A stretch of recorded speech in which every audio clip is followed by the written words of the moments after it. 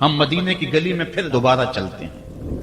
حضرت عمر رضی اللہ تعالیٰ عنہ کا دربار لگا ہے۔ ایک شخص کو پکڑ کر لوگ لے آتے ہیں کہ اس شخص نے ہمارے باپ کو قتل کر دیا۔ حضرت عمر رضی اللہ تعالیٰ عنہ نے پوچھا کیا ماجرا ہے بھائی؟ اس نے کہا جی واقعی میں ان کے باپ کا قاتل ہوں، لیکن میں نے قصداً قتل نہیں کیا۔ ہوا یہ کہ میں ایک مسافر ہوں، جا رہا تھا، راستے کے اندر سبز چراگاہ تھی، میرا اونٹ بھوکا تھا، اس چراگاہ میں داخل ہو گیا۔ اس کے بوڑھے باپ نے پتھر اٹھایا اور میرے اونٹ کو مارا، اس کی آنکھ نکل گئی۔ مجھے بڑا غصہ آیا، میں نے وہی پتھر اٹھا کر اس کے باپ کو دے مارا، لیکن وہ ایسے ٹکانے پہ لگا کہ اس کا باپ فوراً فوت ہو گیا۔ میرا قصد اور ارادہ نہیں تھا، لیکن بہرحال میں اس بات کا اقراری ہوں کہ میں نے اس کے باپ کو قتل کر دیا ہے۔ آپ جو حکم سنائیں میں اس کو قبول کروں گا، لیکن میں ایک مہلت مانگتا ہوں کہ میرے دوست، میرے بھائی کی کوئی رقم میرے ذمے ہے، میرے پاس اس نے امانت رکھی ہوئی ہے، اور وہ مجھے پتا ہے کہ میں نے کہاں چھپا کے رکھی ہوئی ہے۔ اگر آپ فیصلہ کر دیتے اور میری گردن کاٹ دی جاتی ہے تو وہ امانت جو میں نے رکھی ہوئی ہے سنبھال کر کے، میرے علاوہ کوئی جانتا بھی نہیں ہے، تو وہ اس تک کون پہنچائے گا؟ اگر آپ مجھے 3 دن کی مہلت دے دیں تو میں جا کر کے اس کی امانت اس کو واپس کر کے پھر واپس آؤں گا، پھر یہ پھندا پھانسی کا میں اپنے گلے میں ڈلوانے کے لیے تیار ہوں۔ حضرت عمر رضی اللہ تعالیٰ عنہ نے فرمایا کہ کوئی شخص تیری ضمانت دے دے تو ہم تجھے چھٹی دینے کے لیے تیار ہیں۔ اس نے دائیں بائیں دیکھا، پورے مدینے میں اس کا کوئی شناسہ ہی نہیں تھا، واقف ہی نہیں تھا، ایک اجنبی شخص تھا۔ حضرت ابو ذر غفاری کھڑے ہو گئے، کہا حضرت عمر میں اس کی ضمانت دیتا ہوں۔ ضمانت دے دی گئی، وہ چلا گیا۔ تیسرے دن وعدے کا جو وقت تھا، لوگ جمع ہو گئے، دربار لگ گئے، ابھی تک آنے والا نہیں آیا۔ لوگوں نے کہا ابو ذر تو نے غلطی کی ہے، ایک اجنبی کی ضمانت دی اور ابھی تک وہ نہیں آیا، اور میاں صاحب فرماتے ہیں ایک بار جو پھائیں اڑ جاندے اور پھر کدی نہ پھنس دینے۔ ظاہر ہے وہ چلا گیا، واپس تو نہیں پلٹ کے آئے گا، اسے پتا ہے کہ آگے سیدھی سیدھی میری موت ہے، تو تم نے یہ کیا غلطی کی؟ خیر آپ نے فرمایا کہ اگر وہ نہ آیا تو یہ پھانسی کا پھندا میرے گلے میں ڈال لینا، لیکن بہرحال میں نے اس کی ضمانت دی۔ کچھ عرصہ بیتا کہ دور سے گرد و غبار اڑتا ہوا دکھائی دیا۔ جب صورت واضح ہوئی تو وہی شخص تھا۔ حضرت عمر فاروق رضی اللہ تعالیٰ عنہ کے دربار میں کھڑا ہو کہنے لگا حضرت کسی وجہ سے تاخیر سے پہنچا ہوں، معذرت چاہتا ہوں، اب جو حکم ہے پورا کیجیے۔ حضرت عمر رضی اللہ تعالیٰ عنہ اس کے پھانسی کے احکامات جاری کر چکے تھے۔ آپ نے فرمایا کہ ابو ذر یہ بتا کہ تو نے اس کی ضمانت کیسے دی جب تو اسے جانتا نہیں تھا؟ تو سنو حضرت ابو ذر غفاری نے کیا کہا۔ کہا ایک اجنبی میرے محمد کے مدینے میں پناہ مانگ رہا تھا، اور اس نے چاروں سمت دیکھا اور کوئی شخص نہیں تھا جو اس کو امان دیتا اور اس کی ضمانت دیتا، تو میں نے اس لیے ضمانت دے دی کہ نہ بھی آیا تو اپنی جان چلی جائے گی، کل کو یہ تو نہیں کہے گا کہ محمد کے مدینے میں کسی نے ضمانت مانگی تھی، پورے شہر میں کوئی ضمانت دینے والا نہیں تھا۔ اس کو کہا کہ انہوں نے تو ضمانت دے دی، میاں اب تو بتا کہ تو چلا گیا تھا، تجھے جانتا کوئی نہیں تھا، نہ پلٹ کے آتا تو تجھے کوئی پوچھنے والا نہیں تھا، تو تو نے یہ دوبارہ موت کے منہ میں کیوں اپنا سر رکھا ہے؟ تو اس نے کہا کہ میں نے کہا کہ ایک اجنبی کی ضمانت ایسے شخص نے دی ہے جو مجھے جانتا بھی نہیں ہے، اور اگر میں نہ گیا تو لوگ قیامت تک اجنبیوں پر بھروسہ نہیں کریں گے کہ اجنبی یوں سلوک کیا کرتے ہیں۔ تو حضرت عمر رضی اللہ تعالیٰ عنہ اس کے پھانسی کے احکام جاری کیے، تو جن کے باپ کو قتل کیا تھا وہ بیٹے کھڑے ہو گئے، کہنے لگے تاریخ کی کالک ہم اپنے منہ پہ ملیں گے، ہم بھی اپنے باپ کے قاتل کو معاف کر دیتے ہیں۔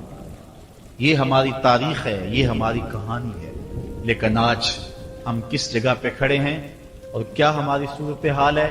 نہ ہمارا کردار رہا اور نہ ہمارا کوئی تشخص رہا۔ آج ہم نے اپنا تشخص بھی مٹا کے رکھ دیا۔ ایک عورت ہے، مسجد نبوی میں نماز پڑھنے جاتی ہے، یہ حضرت عمر کے دور خلافت کی کہانی ہے۔ تو ایک نوجوان راستہ روک کے کھڑا ہو جاتا ہے۔ ایک دن اس عورت نے رک کر کے کہا کہ میں کتنے دنوں سے دیکھ رہی ہوں کہ تم میرے راستے میں مزاحم ہوتے ہو، کیا ماجرا ہے؟ اس نے کھل کے بات کی کہ میں تیرا چاہنے والا ہوں اور تجھے حاصل کرنا میری زندگی کی معراج ہے، اور تیرے لیے آسمان سے تارے بھی توڑنے پڑے تو گریز نہیں کروں گا۔ اس نے کہا اچھا میری ایک شرط ہے۔ اس نے کہا بتاؤ، جلدی بتاؤ، لب کھولو، میں ابھی پوری کر دوں گا۔ کہا نہیں، چھوٹی سی بات ہے، 40 دن تک حضرت عمر کے پیچھے نمازیں پڑھ لو، اس کے بعد 40ویں دن کی آخری نماز کے بعد اسی وقت میں تمہارا انتظار کروں گی، پھر جدھر کہو گے چل پڑیں گے۔ کہا ٹھیک، یہ کون سی مشکل بات ہوئی 40 دن نمازیں پڑھنے سے؟ اگر تو مل جائے تو میرے لیے کون سا یہ مشکل معاملہ ہے۔ 40 دن حضرت عمر کے پیچھے نمازیں چلتی رہی، دل کی دنیا تبدیل ہوتی رہی۔ 40ویں دن کی آخری نماز کے بعد جب وہ نوجوان واپس پلٹنے لگا تو وہ لڑکی حسب وعدہ وہاں کھڑی تھی، لیکن اس نے دیکھا نہیں یہ نظر جھکا کے گزر رہا ہے۔ اس نے کہا جانے والے توجہ کر، میں تیرے لیے کھڑی ہوں۔ کہا خیر سے کھڑی رہو۔ عمر نے دل کا تعلق رب سے جوڑ دیا۔ اگر میرے پیچھے ایک بندہ 40 سال نماز پڑھتا رہے اور اس میں تبدیلی پیدا نہ ہو تو پھر مجھے شرم آنی چاہیے کہ نہیں آنی چاہیے؟ یار یہ تو میں ایک امام کی بات سنائی ہے، آؤ تمہیں دلی کے ایک مانگت کی کہانی سناؤں۔ دلی کی جامع مسجد کی سیڑھیوں پہ ایک مانگنے والا بیٹھا ہوا ہے۔ ایک بہت بڑا انگریز افسر مسجد کی وزٹ کے لیے آیا، اس نے ہاتھ پھیلا دیا، اس نے اپنی جیب سے پرس نکال کر کے چند روپے اس کی جیب میں رکھے، دوبارہ جب پرس ڈالنے لگا تو پرس گر گیا۔ اس مانگنے والے نے وہ پرس اٹھا کے سنبھال لیا۔ خیر کچھ وقت گزرا، 1 سال کے بعد دوبارہ وہی افسر اس مسجد کی زیارت کے لیے، مسجد کو دیکھنے کے لیے، سیر کے لیے دوبارہ آیا تو فقیر نے پہچان لیا کہ یہ وہی ہے۔ اس نے کہا بابو جان ذرا 2 لمحوں کے لیے رکنا۔ کہا کیا ماجرا ہے؟ کہا بس 2 لمحوں کے لیے۔ دوڑ کے گیا، اپنی کٹیا سے وہ پرس نکال کے لے آیا اور اس کے ہاتھ میں کہا کہ پچھلے سال آپ آئے تھے، آپ کا یہ پرس گر گیا تھا آپ کی جیب سے، میں ڈھونڈتا رہا لیکن آپ نہیں مل پائے، میں نے سنبھال کے رکھا تھا کہ شاید دوبارہ کبھی ملیں تو میں ان کو دے دوں گا۔ اس کی آنکھیں پھٹی کی پھٹی رہ گئی۔ اس نے کہا جو ٹگا ٹگا مانگ رہا ہے، اتنا قیمتی پرس اور اس میں اتنی رقم، وہ آسودہ زندگی گزار سکتا تھا تو یہ پرس واپس کیوں کر رہا ہے؟ اس نے کہا مانگنے کی بات اور ہے لیکن یہاں ماجرا اور ہے۔ اس نے کہا کیا ماجرا ہے؟ اس نے کہا کہ اگر تیرا پرس میں سنبھال لیتا، رکھ لیتا، کام آ جاتا، 4 دن کی زندگی ایش سے گزر جاتی، لیکن مسئلہ یہ نہیں ہے، مسئلہ یہ ہے تو عیسائی ہے اور میں حضور کا غلام ہوں۔ کل قیامت کے دن اگر تیرے نبی حضرت عیسیٰ نے میرے نبی کے سامنے شکایت لگا دی کہ آپ کے امتی نے میرے امتی کا پرس چرایا تھا تو پھر میرے نبی کو تیرے نبی کے سامنے شرمندگی اٹھانی پڑے گی۔ تو میں مانگت ضرور ہوں، بے غیرت نہیں ہوں کہ اپنے نبی کو تیرے نبی کے سامنے شرمندہ کروں۔ یہ تو مانگتوں کی کہانی ہے، آج تو بادشاہ لوٹ رہے ہیں، آج تو پیٹ بھاری نہیں رہے ہیں اور ہم کہتے ہیں ٹکڑے ٹکڑے کر دیں گے، یہ زبانی دعوے ہیں، جمع خرچ ہیں۔ ایسا نہیں ہوگا، آؤ اپنے اندر تبدیلی پیدا کریں۔ ہم اپنی ماضی کی تاریخ پڑھتے ہیں تو حیرت زدہ ہو جاتے ہیں، لوگوں میں کتنی اخلاقی بلندی تھی، آج ہمارے اخلاق لٹ گئے ہیں، آج ہمارا کردار نہیں رہا، اپنے طرز زندگی بھی بدل دی، نہ ہماری باطن کی وہ روشنی رہی، نہ ظاہری وہ صورتیں رہی کہ ہم پہچانے جائیں کہ حضور کے غلام ہیں، بلکہ آج بھانت بھانت کی بولیاں بول رہے ہیں۔ اقبال نے کیا کہا تھا؟ اپنی ملت پر قیاس اقوام مغرب سے نہ کر، خاص ہے ترکیب میں تجھے قوم رسول ہاشمی۔ بلکہ آج فیشن کے طور پہ یہ کہا جاتا ہے جی آج کل دین پہ چلنا بڑا مشکل ہے، یہ آپ بھی سنتے ہوں گے، لوگ کہتے ہیں جی آج کل دین پہ چلنا بڑا مشکل ہے۔ یہ کون کہہ رہا ہے؟ جو مسجد میں آتا ہے تو موسم کے مطابق گرم اور سرد پانی دستیاب ہے، اس کے لیے ماحول ہے، اس کے لیے خوبصورت قالین بچھے ہوئے ہیں، مخملی مصلے رکھے ہوئے ہیں، جو نرم اور گداز مصلوں پہ پیشانی رکھ کر کے سجدہ کرتا ہے، وہ بطور فیشن کہہ رہا ہے جی آج کل دین پہ چلنا بڑا مشکل ہے۔ میں اس کے جواب میں کہا کرتا ہوں میاں تیرے لیے مشکل ہے یا کربلا والے حسین کے لیے مشکل تھا؟ انہوں نے تو نہیں کہا کہ دین پہ چلنا مشکل ہے، تیرے لیے مشکل ہے دین پہ چلنا یا حضرت بلال حبشی کے لیے مشکل تھا جنہوں نے تپتی ہوئی ریت پہ سجدے کیے، گلے میں رسا ڈال کر کے گھسیٹا گیا اور انہیں پاؤں میں زنجیریں ڈال کر کے مکے میں کھینچا گیا ہاتھوں اور پاؤں میں میخیں ٹھونک دی گئی، چکی پسرائی گئی، لیکن بلال ہیں کہ آگے مسکرا رہے ہیں۔ کسی نے گزرتے ہوئے کہا بلال عجیب تماشا ہے، عجیب کہانی ہے کہ وہ تمہیں مار رہے ہیں اور تم آگے سے مسکرا رہے ہو۔ تو سنو حضرت بلال نے کیا جواب دیا۔ حضرت بلال فرمانے لگے میاں تم جاؤ نا بازار میں مٹی کا برتن بھی خریدنے، تو اس کو بھی ٹھونک بجا کے دیکھتے ہو کہیں کچا تو نہیں ہے، اس کی آواز تو خراب نہیں ہے۔ کہا تم تو مٹی کا پیالہ بھی خریدو تو ٹھونک بجا کے دیکھتے ہو کہیں کچا تو نہیں ہے، میرا مالک مجھے خرید رہا ہے، دیکھ رہا ہے بلال کہیں کچا تو نہیں ہے۔ میں کہتا ہوں مالک کھال ادڑ بھی جائے گی، حق حق کی آوازیں ختم نہیں ہوں گی۔ زخم پہ زخم کھا کے جی خون جگر کے گھونٹ پی، آہ نہ کر لبوں کو سی یہ عشق ہے دل لگی نہیں۔ تو یہ ایک دین گریزی ہے، یہ عمل گریزی ہے۔ جی آج کل بڑا مشکل ہے، پہلی بات ہے مشکل ہو بھی تو ہمارے پاس کوئی دوسرا آپشن موجود نہیں ہے۔ ہم ان لوگوں کی کہانیاں بھول سکتے ہیں کہ جنہوں نے اس دین کے راستے کے اندر دکھ بھی سہے، ان کو ٹکڑے بھی کر دیا گیا، ان کو 2 اونٹوں کی پچھلی ٹانگوں سے باندھ کر کے 2 ٹکڑوں میں بانٹ بھی دیا گیا، لوہے کی کنگھیوں سے بدن چھیدے بھی گئے، ہڈیاں توڑی بھی گئیں، آگ میں ڈالا بھی گیا، جلتے اور کھولتے تیل میں پھینکا گیا، لیکن انہوں نے رب کا نام نہیں چھوڑا، رسول کا نعرہ نہیں چھوڑا۔ اور آج ہم کہتے ہیں جی بڑا مشکل ہے آج کل دین پہ چلنا، اور یہ مولویوں نے مشکل بنائی ہوئی ہے، یار دین اتنا بھی مشکل نہیں ہے، یہ کوئی بات نہیں ہے۔ ہم سر سے لے کر پاؤں تک اسلام میں داخل ہوں، یہ ہمارے رب کا ہم سے یہ تقاضا ہے، یا ایھا الذین آمنوا ادخلوا فی السلم کافہ، اے ایمان والو دین میں پورے داخل ہو جا، پورے داخل ہو جا۔ تمہاری وضاحت، انداز زندگی، طرز معاشرت یہ بتائے کہ تم حضور کے غلام۔ جو غیروں کے طرز زندگی کو اپنا رہا ہے اور ان کو جو ہے وہ پسند کر رہا ہے، وہ سوچے اپنے اندر اترے اور مت کسی کے دھوکے میں رہے۔ میں کہتا ہوں آج اگر کوئی یہ میٹرک پڑھے لڑکے بھی یہ سکول کھول لیتے ہیں گلی میں محلے میں، 200 بچے لے کر کے بیٹھ جاتے ہیں اور ان کو بھی ایک باقاعدہ یونیفارم دیتے ہیں، اس طرح کی ٹائی ہوگی، اس طرح کی شرٹ ہوگی، اس طرح کے بوٹ ہوں گے، گرمیوں میں اس طرح کا لباس ہوگا، سردیوں میں اس طرح کا لباس ہوگا۔ کبھی کسی نے نہیں کہا کہ یہ کیا قدغن لگاتے ہو؟ جس طرح کا بچہ لباس پہننا چاہے اس کو آزادی ہونی چاہیے، یہ کیا تم نے ایک خاص لباس متعین کر دی ہے؟ کہتے جی ان کا نظام ہے نا، ایک سکول ہے اور یونیفارم ہے اس کا۔ یار ایک پرائمری سکول کا بھی یونیفارم ہوتا ہے، تو کیا محمد عربی کے دین کا کوئی یونیفارم نہیں ہے؟ حضور علیہ الصلوۃ والسلام کی زندگی، حضور علیہ الصلوۃ والسلام کے شب و روز اور حضور علیہ الصلوۃ والسلام کا انداز معاشرت، حضور کی وضاحت، حضور کا لباس، یہ اپناؤ اور یہی زندگی کا حسن ہے۔ اسلام کے حوالے سے معذرت خواہانہ رویہ ترک کر دینا چاہیے ہمیں۔ اور آج ہمارے جو ہے وہ محراب و منبر کے جو وارثین ہیں انہوں نے بھی مسالت کر لی ہوئی ہے، جو کوئی بات نہیں ہے۔ اسلام صرف زبان سے اسلام کہہ دینے کا نام نہیں ہے۔ چمی گوہم مسلمانم بلرزم کہ دانم مشکلات لا الہ۔ جب میں کہتا ہوں میں مسلمان ہوں تو کانپ جاتا ہوں، اس لیے کہ لا الہ الا اللہ کے تقاضوں کو سمجھتا ہوں۔ جب بیعت عقبہ ثانیہ ہوئی ہے تو حضرت اسد بن زرارہ کھڑے ہو گئے، جب صحابہ حضور سے بیعت کرنے لگے اور 70 تعداد تھی ان کی، تو حضرت اسد بن زرارہ خزرجی کھڑے ہو گئے اور ان کو کہا کہ اے انصار، ان سے بیعت کرنے سے قبل سوچ لو، یوں ہی بے توجہی میں ہاتھ نہ بڑھا دینا، بے خبری میں یوں ہی ایسے ہی ہاتھ نہ بڑھا دینا، پہلے سوچ لو۔ بیعت کرنے کا مقصد یہ ہے تمہیں جو ہے وہ وقت کے جبر کے ساتھ پورے عرب کے ساتھ ٹکر لینا ہوگی، جو بھی کفر کے نظام کا حصہ ہے تم اس کے ساتھ ٹکراؤ کرنا ہوگا، اور حتیٰ کہ تمہاری کھال بھی ادھیڑ دی جائے گی، سخت تلواروں سے تمہارے کلیجے چبائے جائیں گے۔ اگر تم اس کے لیے تیار ہو تو پھر آؤ بیعت کرو۔ یہ نہیں ہے کہ بس تم کہہ لو کہ ہم مسلمان اور بس کافی ہے، نہیں۔ چمی گوئے مسلمانم بلرزم کہ دانم مشکلات لا الہ۔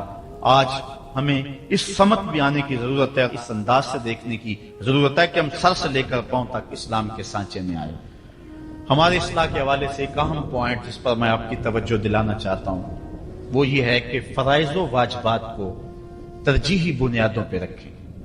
آج بطور مسلم ہمارا جو رویہ ہو چکا ہے، ہم مستحبات اور مباحات کے پیچھے پڑے ہوئے ہیں، اور اس کے مقابلے میں جو سنن، فرائض اور واجبات ہیں ان کی پرواہ چھوڑ چکے ہوئے ہیں۔ دین میں کتنے امور ہیں جو صرف مباح کی حد تک ہے، کر لو تو ٹھیک، نہ کرو تو پھر بھی ٹھیک، اور کتنے امور ایسے ہیں کہ جو صرف استحباب کے زمرے میں آتے ہیں۔ لیکن ہم کتنی چیزوں کو اس انداز سے گلے لگائے ہوئے ہیں کہ جس کا فرض ہو، اور اسلام کے اہم فرائض اور اسلام کی اہم واجبات ان کو ہم ترک کیے ہوئے۔ ساری رات ہم محفل میں جاگ لیں گے، فجر کی نماز نہیں پڑھیں گے تو کیا فائدہ ہوگا؟ ہم حضور علیہ الصلوۃ والسلام کے میلاد پہ جھنڈیاں بھی لگا لیں گے، سب کچھ کر لیں گے، لیکن حضور علیہ الصلوۃ والسلام کی سنت سیرت کو ترک کر دیں گے، تو بتاؤ کہ اس سے کیا حضور کی رضا میں حاصل ہو جائے گی؟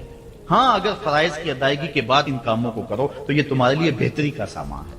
آؤ اس پر ایک دو روایات آپ کے سامنے رکھوں۔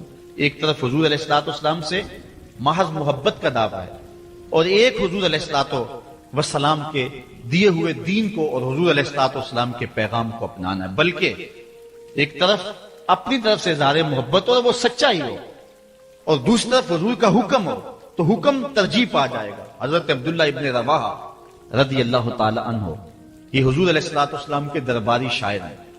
ویسے تو 34 سے 35 لوگ حضور علیہ الصلوۃ والسلام کی باقاعدہ نعت خوانی کرتے تھے، ویسے تو ہر صحابہ حضور کا نعت خواں تھا، لیکن یہ باقاعدہ حضور کی ثنا کیا کرتے تھے۔ لیکن 3 اصحاب جو ہیں یہ خاص طور پہ حضور علیہ الصلوۃ والسلام کے درباری نعت خواں کہلاتے ہیں، حضرت کعب بن زہیر، حضرت حسان بن ثابت اور حضرت عبداللہ ابن رواحہ رضی اللہ تعالی عنہ۔ حضرت عبداللہ ابن رواحہ کو حضور نے حکم دیا کہ صبح فجر کی نماز کے بعد ہی تم لوگوں کو لے کر کے فلاں جنگ کے لیے نکل جانا۔ اب یہ بات سمجھ میں یہاں آ رہی ہے کہ حضور علیہ الصلوۃ والسلام کے نعت خواں صرف نعت خواں ہی نہیں تھے، وہ مجاہد بھی تھے، وہ تلوار بھی اٹھاتے تھے، وہ جنگیں بھی کیا کرتے تھے۔ اور حضرت عبداللہ ابن رواحہ جن کا یہ میں تذکرہ کر رہا ہوں، یہ جنگ موتا کے اندر ان کی شہادت ہوئی ہے۔ یعنی یہ نہیں ہے کہ صرف زبانی دعویٰ اور جو ہے وہ عمل نہیں ہے، حضور علیہ الصلوۃ والسلام کی حرمت پہ حملہ ہو اور میدان کے اندر کوئی شخص نہ آئے اور اسٹیج کے اوپر جتنے مرضی دعوے کرتا رہے، اس کے دعوے قبول نہیں ہوں گے۔ تو اب حضرت عبداللہ ابن رواحہ رضی اللہ تعالیٰ عنہ کا عمل دیکھیے، نعت خواں بھی ہیں اور مجاہد بھی ہیں دین کے۔ حضور نے فرمایا عبداللہ ابن رواحہ ان لوگوں کو لے کر صبح چلے جانا۔ حضرت عبداللہ ابن رواحہ کے پاس تیز رفتار گھوڑا تھا، آپ نے سب لوگوں کو صبح رخصت کر دیا، لیکن خود رک گئے، اس لیے کہ دن تھا جمعے کا۔ سوچا کہ دوبارہ پتہ نہیں حضور سے ملاقات ہو نہ ہو، جنگ پہ جا رہے ہیں، حالات کیا ہوں، اس لیے میں بعد میں تیز رفتار گھوڑے سے ان لوگوں کے ساتھ مل جاؤں گا، رک جاتا ہوں تھوڑی دیر، حضور کے پیچھے جمعہ المبارک کی نماز ادا کر لیتا ہوں، یہ اعزاز بھی مل جائے اور وہ حکم تھا وہ بھی پورا ہو جائے۔ تو حضرت عبداللہ ابن رواحہ رضی اللہ تعالی عنہ نے نماز جمعہ ادا کی۔ حضور علیہ الصلوۃ والسلام نے فرمایا، اے عبداللہ بن رواحہ، میں نے تو تمہیں حکم دیا تھا کہ صبح تم چلے جانا، لیکن تم یہاں موجود ہو۔ عرض کی حضور میں نے یہ عزم کیا ہے کہ میں ان کے ساتھ شامل ہو جاؤں گا، لیکن رکا اس لیے ہوں تاکہ آپ کے ساتھ جمعہ المبارک پڑھنے کی سعادت حاصل کر لوں۔ اب یہ سعادت چھوٹی نہیں تھی، حضور علیہ الصلوۃ والسلام کی اقتداء میں نماز، اور وہ بھی نماز جمعہ، کتنی بڑی سعادت ہے۔ لیکن حضور نے کیا فرمایا سنیے، اور اس مختصر سی بات سے بہت کچھ سمجھیے۔ حضور نے فرمایا، لو انفقت ما فی الارض جمیعا ما ادرکت فضل غدوتہم، اے ابن رواحہ، اگر تو زکات اس کے ضمن میں اگر جو ہے وہ محبت کے مظاہر بھی سامنے آ جائیں تو اس میں کوئی قباحت نہیں ہے۔ اور اس پر روایت حضرت عبداللہ بن قراد رضی اللہ تعالی عنہ سے، اور یہ صحیح بخاری میں موجود ہے، کہ آقا کریم علیہ السلام نے وضو فرمایا، اور وضو کا پانی زمین پر صحابہ گرنے نہیں دیتے، اپنے منہ پہ اور اپنے چہروں پہ مل لیتے ہیں۔ تو آقا کریم علیہ السلام نے فرمایا، ما یحملکم علی ھذا، صحابہ تمہیں اس بات پر کس شے نے ابھارا ہے؟ میرے وضو کے پانی کو جو تم زمین پر نہیں گرنے دیتے، تو اس کا سبب کیا ہے؟ تو حضرت عبد الرحمن بن قراد کہتے ہیں کہ صحابہ نے کہا، قالوا حب اللہ و رسولہ، اللہ اور اس کے رسول کے پیار نے ہمیں اس بات پہ ابھارا ہے۔ تو حضور علیہ الصلوۃ والسلام نے جو ارشاد فرمایا، اس عمل سے نفی نہیں کی، لیکن ساتھ حضور نے فرمایا، جو چاہتا ہے اللہ اور اس کا رسول اس سے پیار کرے، اور وہ اللہ اور اس کے رسول سے پیار کرے، اسے 3 چیزوں کا خیال رکھنا چاہیے۔ ایک، جب بھی بولے سچ بولے، اور جب بھی اس کے پاس کوئی امانت رکھے تو امانت کو ادا کرے، اور اپنے ہمسایوں کے ساتھ حسن سلوک کرے۔ یعنی اگر وہ اس مظاہرہ محبت میں شامل ہو گیا اور حضور کے وضو کا پانی اس کے ہاتھ سے مس ہو گیا اور اس نے برکت سے اپنے منہ کے ساتھ مل لیا ہے، تو اس کا یہ مطلب نہیں ہے کہ جو باقی اعمال ہیں ان سے ان کو چھٹی مل گئی۔ یہ مفہوم ہے اس حدیث کا۔ اگر کوئی بندہ محفل میلاد منعقد کر لیتا ہے، دیگر امور مستحبات کی ادا کرتا ہے، تو اس کا یہ مطلب نہیں ہے کہ اب نماز نہ پڑھے اس کو کوئی پرواہ نہیں ہے، وہ بخشا گیا ہے۔ جس طرح کہ آج کل ہمارے ثنا خان جو ہے تاثر دیتے ہیں کہ جو محفل میلاد میں آ گیا وہ بخشا گیا۔ اللہ تعالیٰ چاہے اس کے لیے کوئی مشکل نہیں ہے، لیکن جو دین ہے اس دین کو ہلکا کرنے والی بات ہے۔ بلکہ آج کل تو ممبر و محراب پر جنت اور دوزخ کا مذاق اڑایا جا رہا ہے۔ ایک بندہ کہہ رہا ہے کہ ہوئے تو کیڑی جنت دا کرنا ہے تذکرہ۔ میں نے کہا میاں اسی جنت کا جس جنت کے لیے حضور لمبے لمبے ہاتھ اٹھا کے دعا مانگا کرتے تھے اور فرماتے جب اللہ سے مانگو تو جنت الفردوس مانگو۔ اور ایک بولا کہ مجھے دیکھ کر جہنم کو بھی آئے پسینہ۔ ہمارے استاد فرمایا کرتے تھے بیٹے تیرے منہ میں آج طوطی بولتا ہے جو مرضی کہہ لے، یہ تو کل قیامت کے دن پتا چلے گا کہ پسینہ کس کو آتا ہے، تجھے آتا ہے یا جہنم کو آتا ہے۔ ایک بولا کہ قبر دا خوف دے دے کہ لوکی مینوں ڈرانے نے۔ لوگ کون ہے ڈرانے والے؟ تبشیر اور تنذیر یہ نبی کا منصب ہے، نبی کی شان ہے، مبشر اور نذیر یہ نبی کی شانیں ہیں۔ حضور نے ڈرایا بھی ہے، حضور نے بشارت بھی دی ہے، لیکن اس بات کا منبر پہ بیٹھ کر کے تمسخر اڑایا جا رہا ہے اور لوگوں کو بے عملی کی طرف لے جایا جا رہا ہے۔ اس لیے آپ اس بات پہ غور کریں، اس بات پہ توجہ کریں۔ دولت، شہرت، عزت، آبرو کیا اس دنیا کی سب سے بڑی دولت ہے جو مل جائے تو اس پر بہت زیادہ شکر کرنا چاہیے۔ تو آئیے قرآن کھولیے، سورہ المومنون ہے، ارشاد فرمایا قد افلح المؤمنون، فلاح انہوں نے پائی جنہیں ایمان نصیب ہوا۔ تو اس کائنات میں سب سے بڑی نعمت جو حضرت انسان کو دی گئی ہے وہ دولت ایمان ہے۔ قیامت کے دن سب سے بڑی نعمت جو مومنین کو دی جائے گی وہ دیدار الہی ہوگا۔ تو جو آخرت میں دیدار الہی سے محروم ہو گیا اور دنیا میں ایمان سے محروم ہو گیا وہ حقیقی محروم ہے۔ ایک شخص چرخ میں اڑتا ہے، ہواؤں میں جھومتا ہے، جھولتا ہے، ہر دولت اس کو میسر ہے، عزت شہرت اس کی باندھی ہے، وقار تکریم اسے حاصل ہے، دنیا جانتی ہے، زمانہ سلوٹ کرتا ہے، جو چاہتا ہے وہ ہو جاتا ہے، ہر عیش و عشرت میسر ہے، لیکن اس کے سینے میں ایمان کا چراغاں نہیں، کوڈی مل نہیں ہے اس کا۔ اور ایک شخص جھونپڑے میں رہتا ہے، کھانے کے لیے کبھی مل جاتا ہے کبھی نہیں بھی ملتا، دنیا اسے پہچانتی بھی نہیں ہے، وہ معروف شخص بھی نہیں ہے، لیکن اس کے سینے میں ایمان کا چراغاں ہے، وہ خوش نصیب شخص ہے۔ میرے حضور کا ایک فرمان سنیے، حضور نے فرمایا میرے دوستوں میں سے قابل رشک دوست وہ ہے۔ حضور نے فرمایا میرے دوستوں میں سے، جس کو حضور دوست کہیں اس کی تو پھر قسمت پہ ناز کرنا چاہیے۔ کہا میرے دوستوں میں سے جو قابل رشک دوست ہے وہ ہے جس کا سامان دنیا تھوڑا ہے، نمازیں زیادہ ہیں۔ جب وہ چلتا ہے تو اس کی طرف اشارہ بھی نہیں ہوتا، یہ فلاں صاحب جا رہے ہیں، کوئی ایسا معروف شخص نہیں، کوئی بہت عہدہ ساتھ نہیں لگا ہوا کہ جب چلے تو لوگ کہیں یہ فلاں جا رہے ہیں۔ اللہ اکبر۔ پھر میرے حضور نے فرمایا کہ ثم نقد بیدہ، حضور نے ہاتھ سے چٹکی بجائی، ثم نقد بیدہ، ہاتھ سے چٹکی بجائی، اور پھر فرمایا اس کو موت بھی ایسے ہی آئی، اس کو موت بھی ایسے ہی آئی۔ پھر فرمایا قلت بواکی ہے، اس کو رونے والے بھی تھوڑے ہی تھے، اس کو رونے والے بھی زیادہ نہیں تھے۔ قلت تراثہ، اس کی وراثت بھی بہت لمبی نہیں نکلی۔ فرمایا میرے دوستوں میں قابل رشک دوست دیکھنا ہے تو یہ اس کا جنازہ جا رہا۔ تو ہماری سب سے بڑی دولت ایمان کی دولت ہے، نمازوں کی دولت ہے، شرافت کی دولت ہے۔ یہ دولتیں ہمیں جمع کرنی چاہیے۔ سویر سے لے کر شام تک دونوں ہاتھوں سے ہم امیر بننے کی دوڑ میں لگے ہوئے ہیں، کوشش کر رہے ہیں دولت جمع ہو جائے، دونوں ہاتھوں سے اکٹھی کر رہے ہیں، امیر بن جائیں، دولت مند بن جائیں۔ خیال ہے کہ اگر دولت بہت ساری ہوگی تو سکون ملے گا، جب مل جاتی ہے دولت تو پھر سکون نہیں ملتا، کہتے کچھ اور حاصل ہو تو سکون ملے گا، ساری زندگی اس دوڑ میں گزر جاتی۔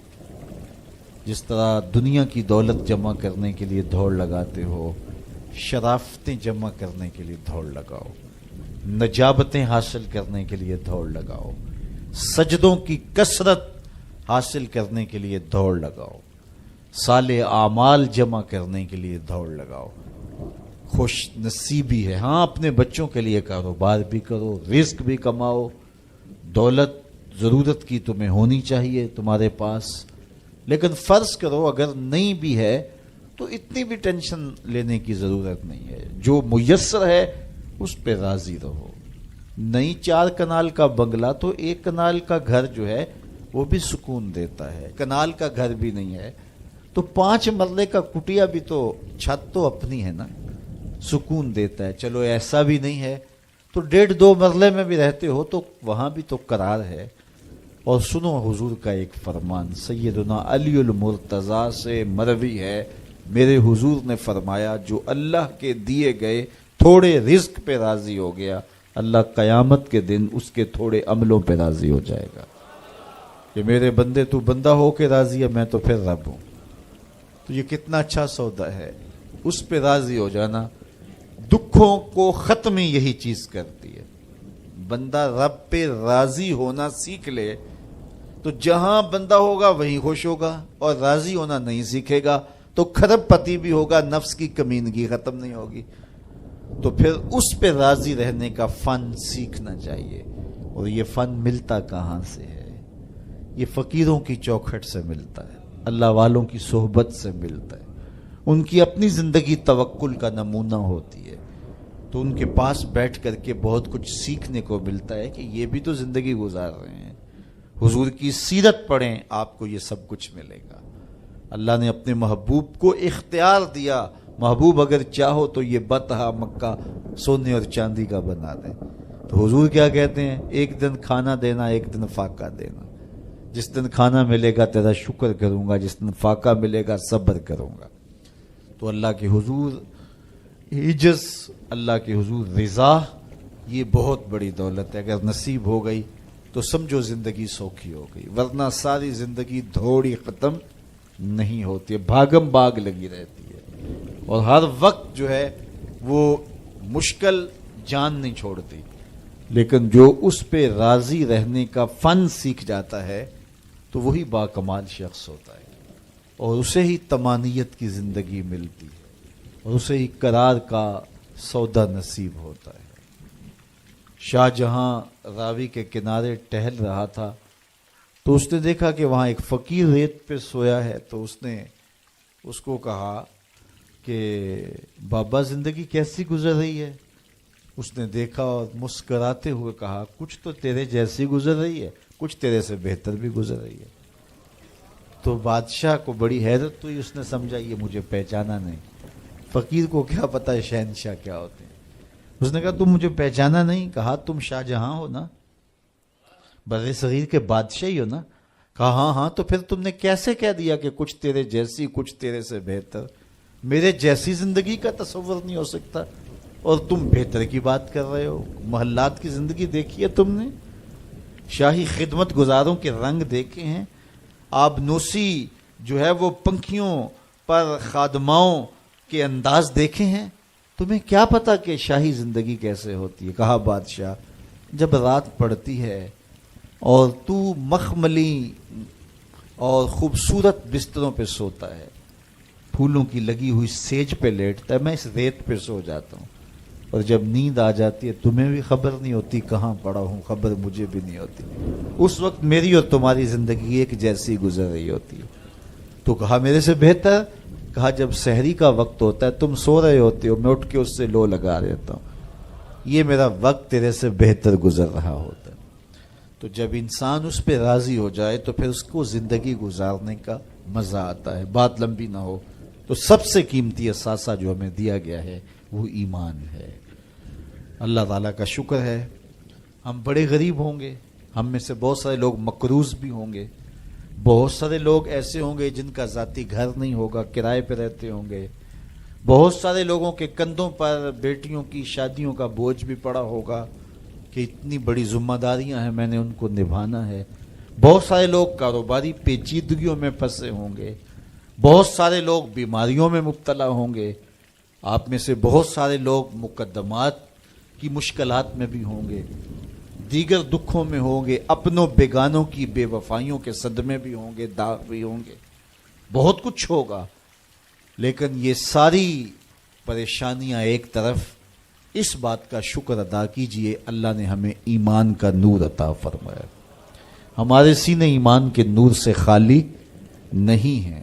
میرے والد گرامی اللہ ان کی قبر پہ کروڑوں رحمتوں کا نزول کرے، ایک شعر جھوم کے پڑھا کرتے تھے، محمد جان جانا ہے، پیغمبر ہو تو ایسا ہو، رسولوں کی بشارت سے مبشر ہو تو ایسا ہو، امر توقیر کا سب کو موقر ہو تو ایسا ہو، کیا ہم کو غلام ان کا مقدر ہو تو ایسا ہو۔ تو یہ ہمارے بخت کہ ہمیں حضور کا غلام ہونے کی سعادت بخشی گئی۔ قد افلح المؤمنون، فلاح انہوں نے پائی جو اہل ایمان ہیں۔ الذین هم فی صلاتہم خاشعون، یہ وہ خوش نصیب لوگ ہیں جو نماز میں خشوع کرتے ہیں، گڑ گڑاتے ہیں، اللہ کے حضور عاجزی کرتے ہیں، ان کی آنکھیں آنسوؤں کا خراج دیتی، عجز کرتے ہیں اس کے حضور۔ یہ سعادت مندی ہے، نماز میں خشوع نصیب ہو جانا۔ میرے حضور نے ارشاد فرمایا، جب حضرت جبریل حضور کے پاس آئے اور حضور کی خدمت میں ادب سے بیٹھ گئے تو انہوں نے کچھ سوال پوچھے، تو ان سوالوں میں سے ایک سوال یہ تھا کہ حضور مجھے احسان کے بارے میں خبر دیجیے۔ تو آقا کریم نے ارشاد فرمایا کہ تو اپنے رب کی عبادت اس طرح کرے کہ تو اسے دیکھتا ہے، اور اگر یہ کیفیت پیدا نہیں ہوتی تو کم از کم یہ کیفیت پیدا ہو کہ وہ تمہیں دیکھ رہا ہے۔ تو جب یہ تصور ہوتا ہے کہ وہ ہمیں دیکھ رہا ہے تو پھر حرکات و سکانات مرتب ہو جاتی ہیں۔ ہم جاتے ہیں نا کسی جگہ پہ تو وہ کہتے ہیں جناب آپ لائیو جا رہے ہیں، تو پھر کپڑے سوار کے بیٹھ جاتے ہیں، اعضاء کا جو ہے وہ نظم قائم رکھتے ہیں کہ اتنے لوگ دیکھ رہے ہیں تو ہم اپنی حرکات و سکانات کو مرتب رکھیں، منظم رکھیں۔ تو جب لوگ دیکھ رہے ہیں تو حرکتیں منظم ہونی چاہیے، تو جب رب دیکھ رہا ہو تو پھر دل کی دھڑکن بھی بے ترتیب نہ ہونے پائے، پھر وسواس، خیالات، کیا کچھ جو انسان کی زندگی کو برباد کرتے ہیں ان سے کنارہ کشی ہو، اور اس تصور میں ڈوب جائے کہ میرا رب مجھے دیکھ رہا ہے۔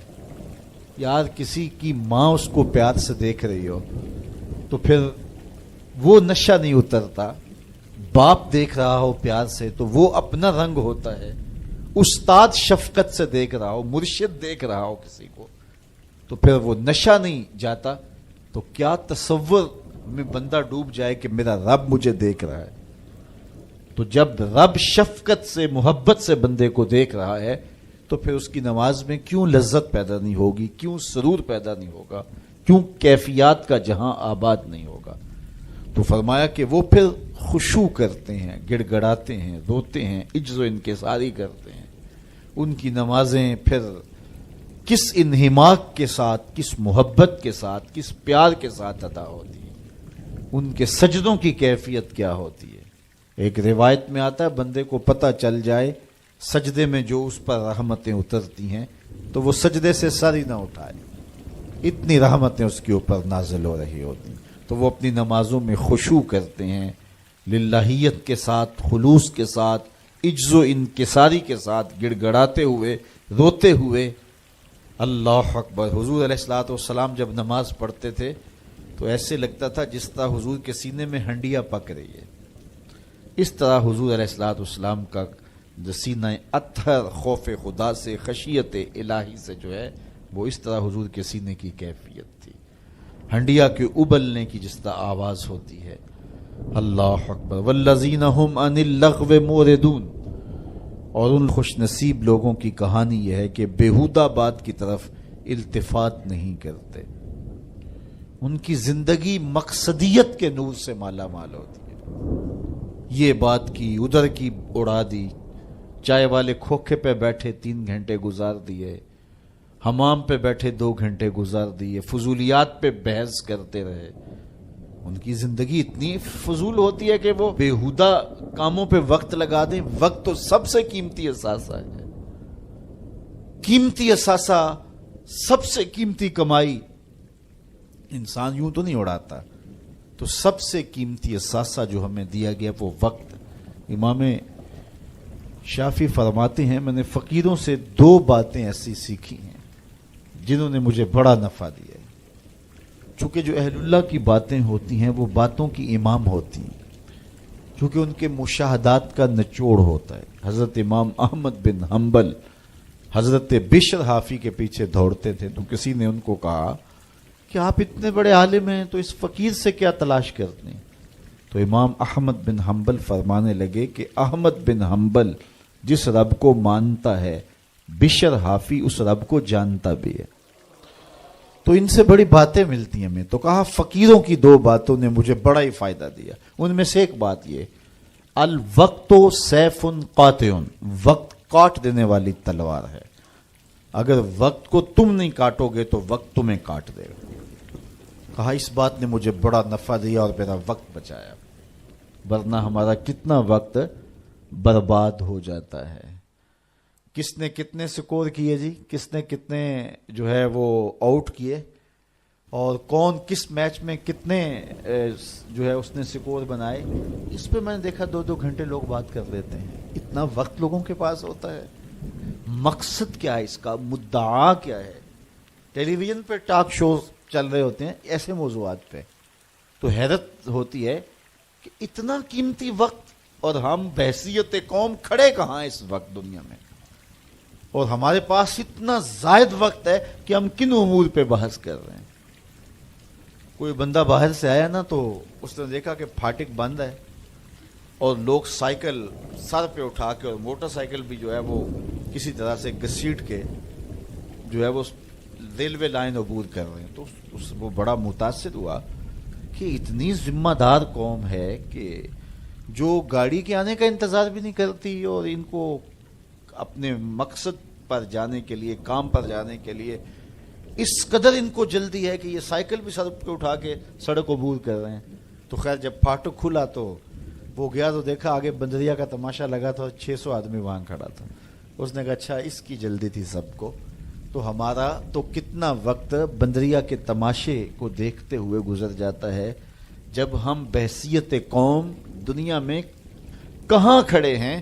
تو ہمیں تو اپنے ایک ایک لمحے کی قدر کرنی چاہیے. کاروباری لوگوں کو بھی آگے بڑھنا چاہیے, علماء کو بھی اپنے وقت کی قدر کرنی چاہیے, عوام کو بھی کرنی چاہیے.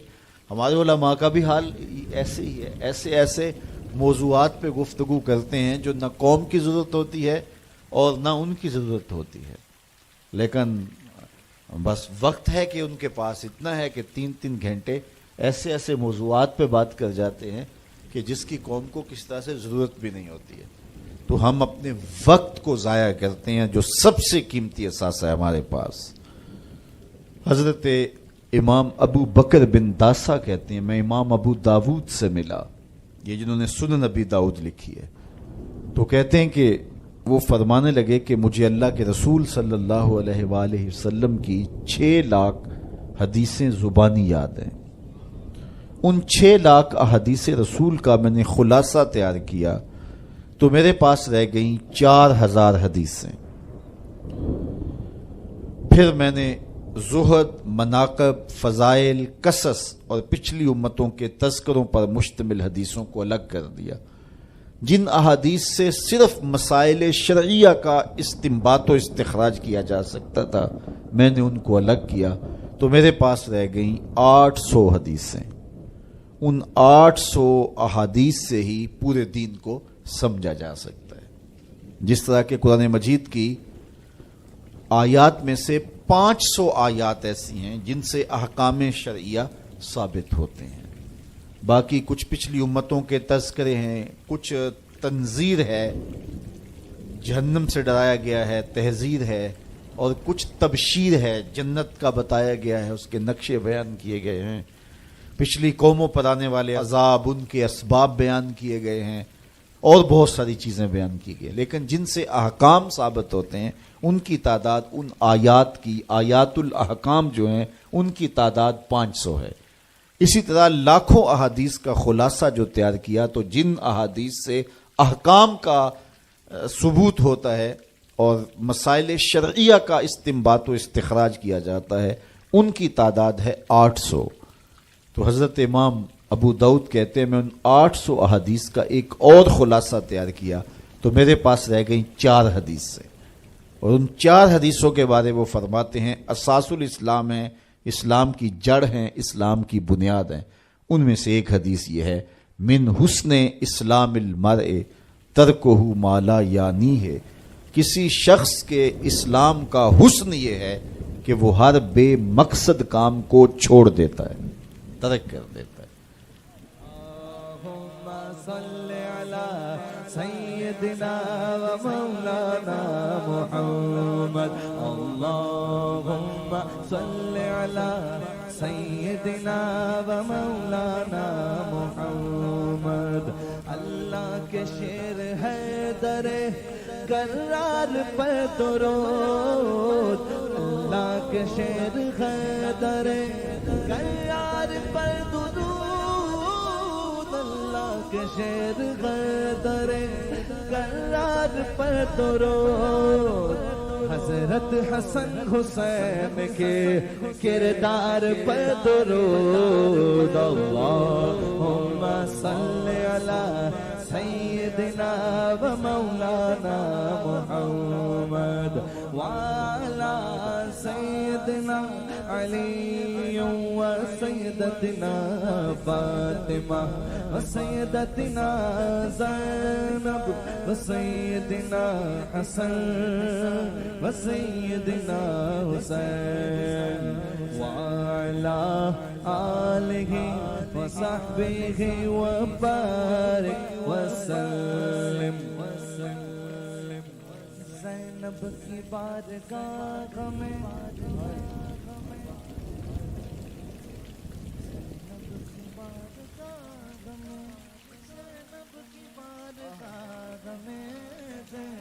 کی بارگاہ میں سلام نیاز ہے، زینب کی بارگاہ میں سلام نیاز ہے، جو مرتضیٰ کی لاڈلی زہرا کا ناز ہے۔ اللہم صل علی سیدنا و مولانا محمد وعلی سیدنا علی و سیدتنا فاطمہ و سیدتنا زینب و سیدنا حسن و سیدنا حسین۔